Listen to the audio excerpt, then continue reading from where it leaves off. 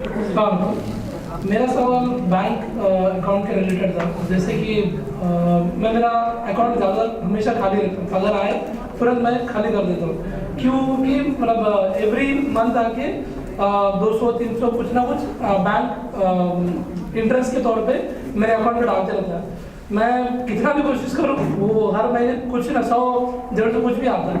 तो इस अमाउंट का क्या करना है? कुछ लोग बोलते हैं कि उसको फेंक देना चाहिए, जला देना चाहिए, मतलब क्या है? अगर मतलब हराम पैसा हो तो उस पैसे का अपन क्या करें? ये मेरा सवाल है। देखिए, सूद का मतलब ये नहीं है कि वो रुपया नहीं है, वो पैसा नहीं है, वो माल नहीं है।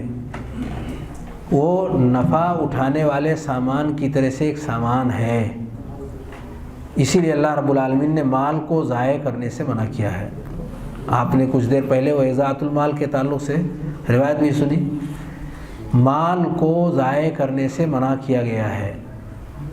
माल जो भी हो ज़ाय नहीं किया जा सकता।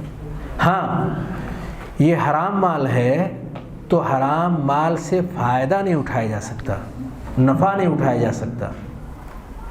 कौन नफ़ा नहीं उठाएगा? ना तो मुस्लिम और ना ही गैर मुस्लिम, ना ही ज़रूरतमंद और ना ही मालदार और गनी। कोई भी उससे फ़ायदा नहीं उठा सकता। वो हराम है, सबके लिए हराम है, किसी के लिए भी हलाल नहीं है। अगर ये कहा जाए कि गरीब के इलाज में दे दें, उसके निकाह में दे दें और न मालूम क्या क्या चीज़ें लाते हैं और यहाँ दे दें, तो दरअसल ज़कात इसी मसले के हल के लिए अल्लाह रब्बुल आलमीन ने रखा हुआ है कि ऐसे गरीबों और ऐसे मिस्कीनों के मसाइल को हल करने के लिए ऐ मुसलमानों तुम ज़कात निकालो। अगर उससे तुम्हारी ज़रूरत पूरी नहीं हो रही है तो अपने माल के कुछ हिस्से लिस्साइल वल महरूम रखो।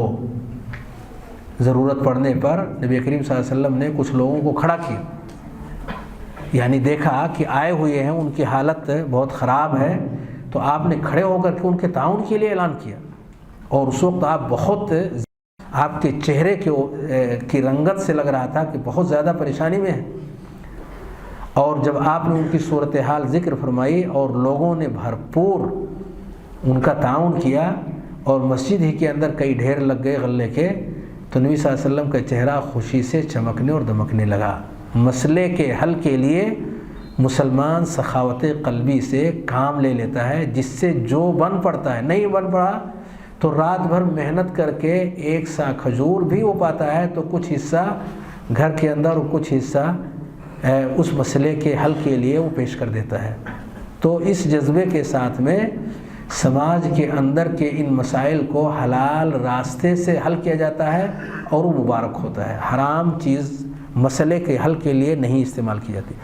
तो अब हराम चीज़ को ज़ाय भी नहीं करना है, उससे ताउन भी नहीं करना है, करना क्या है? उससे जान छुड़ानी है। क्या करना है? उसे दफ़ा करना है अपने से। अब दफ़ा करने की जो शक्ल है कि वो किसी की ज़ाती मिल्कियत ना बने हैं। मिसाल के तौर पर किसी के ऊपर अगर सूद आया हुआ है और वो उसके अदा करने से कासिर है तो दफ़ा करें उस सूद को सूद से। ऐसे ही दफ़ा करने की शक्लों में से है कि अगर आपके पास इस तरह का कोई अमाउंट है और आप उसे ज़मीन में डाल देते हैं, रोड बना देते हैं, तो रोड किसकी मिल्कियत है? किसी की नहीं मिल्कियत है। आपने ज़ाय भी नहीं किया और किसी के नफ़ा और फ़ायदे के लिए ज़ाती कोई काम भी नहीं किया, एक आम मसरफ़ के अंदर उसे आपने लगा लिया। ऐसे ही पब्लिक टॉयलेट या नालियाँ, गटर, इस तरह की मरम्मत वग़ैरह के लिए आपने इस तरह के पैसों का इस्तेमाल कर दिया, तो एक हराम माल का उसके शायान शान जो थी उसके लायक उस तरह के काम में उसको आपने इस्तेमाल करके सही जगह पर उसको आपने खर्च करने की कोशिश की है। मैं समझता हूँ कि इस सवाल के ताल्लुक़ से इतना जवाब काफ़ी है।